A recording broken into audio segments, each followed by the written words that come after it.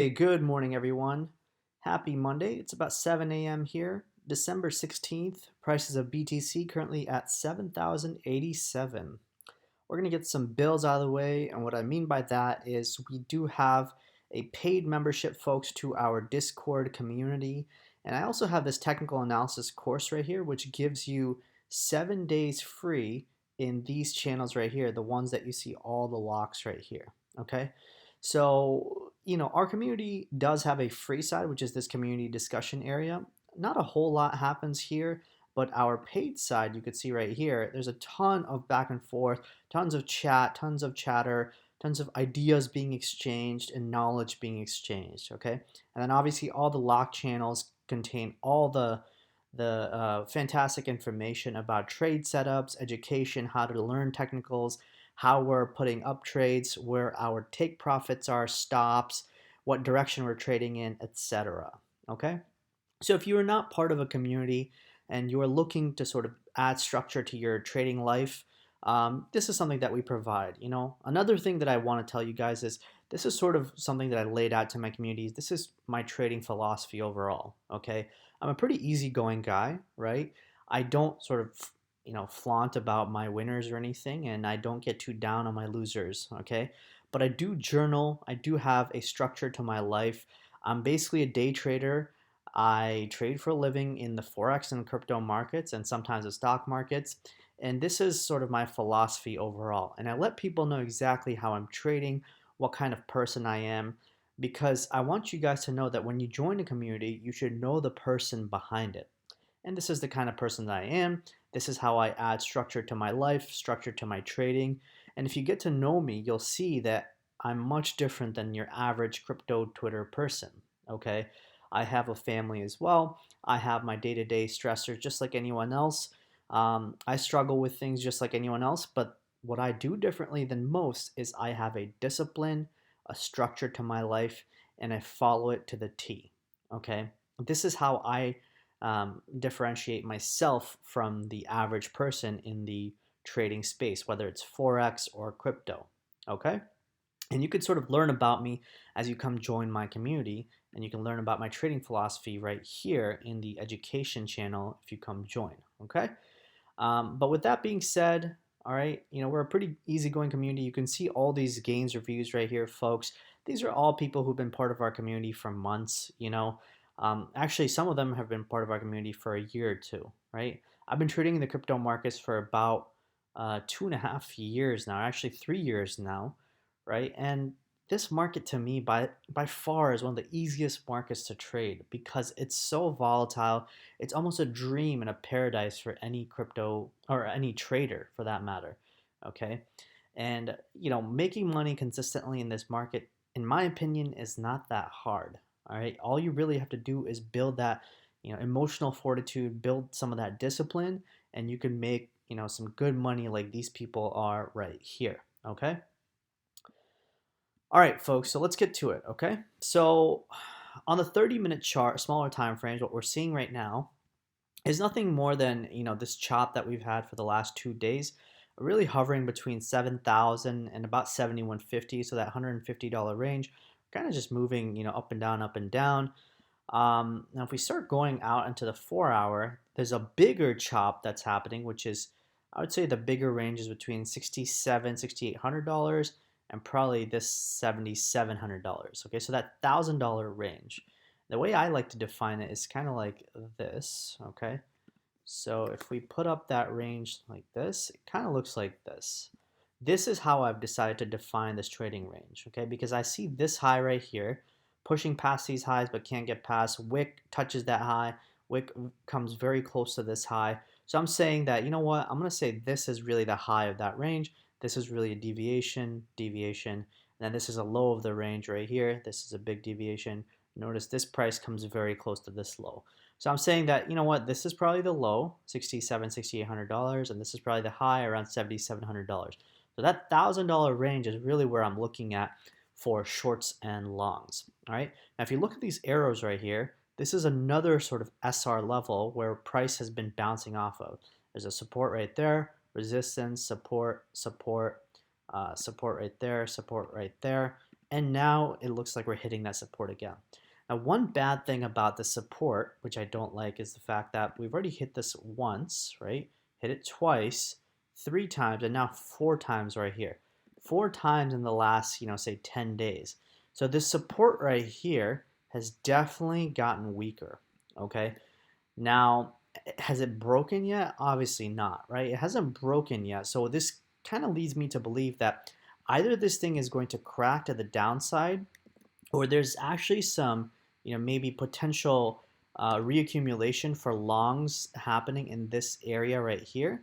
And there might be maybe a slight push up, maybe back to the median of this trading range, which is this white dashed line, and then push down, or we might spike up all the way to $7,700, which in my opinion is probably the least likely scenario right now. But the higher likelihood of a scenario is the fact that we might push up maybe to 7,200, 7,250, and then push back down, okay? Now, another reason why I talk about the 7,200, 7,250 is because of this. If we start looking at this right here, notice the gap between the open and close of the CME futures, okay? Now, historically, the CME futures gaps have been closed, right? They're pretty good. It's not necessary that each gap has to be closed, but it does happen. The gap right here got filled much later. The gap right here got filled right there. Let's see here. Even on the 4-hour, I mean, you could see gaps. This gap right here got filled right there. This gap right here got filled right there. This gap right here got filled right there. So you get the point, right? Gaps more often than not in the CME futures contracts do get filled sooner than later. Doesn't mean it has to happen today or tomorrow. It also doesn't mean that we can't go down first and then up, but it's just something to pay attention to.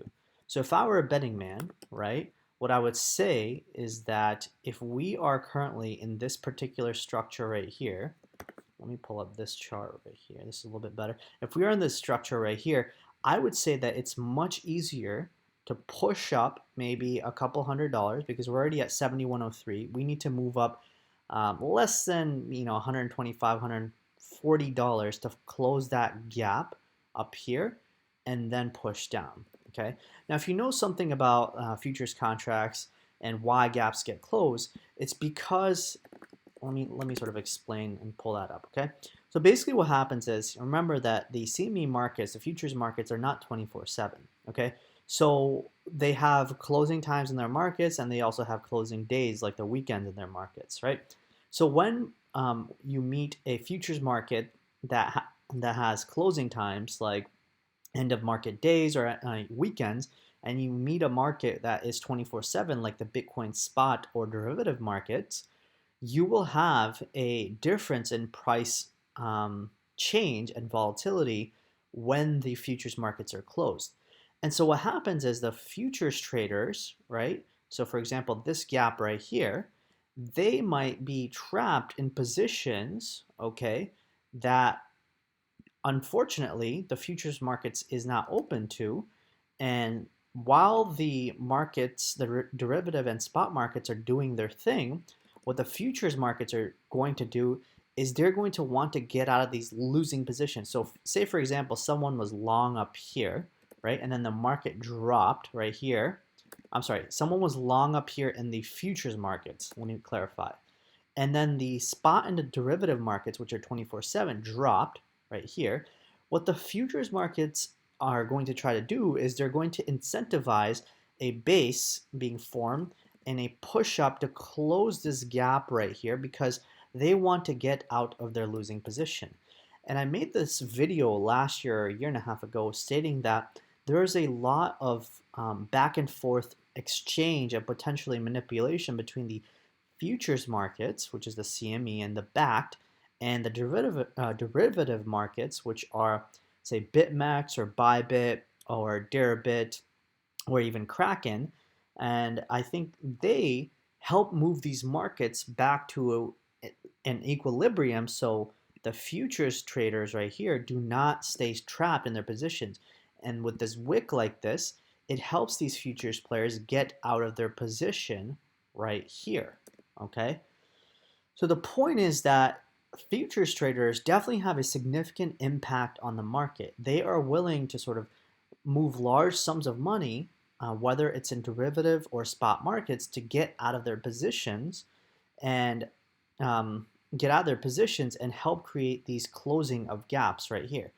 So now that you understand why gaps get closed, right, you can see why this one right here has a higher likelihood of closing this gap, which opens around 72.25 or 72.30. And this can get closed, and then the market could still dump. Okay, it's a very high possibility that that could still happen. All right, so just something to keep an eye on. All right, folks. Now, if we start looking at the 4-hour time frame, again, still nothing happening. I mean, still big chop, that $1,000 range.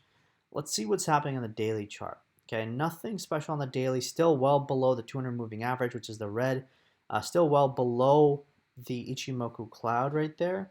Up here. Now, this Tenkan line, which is the blue line, has now started to act as resistance. Okay.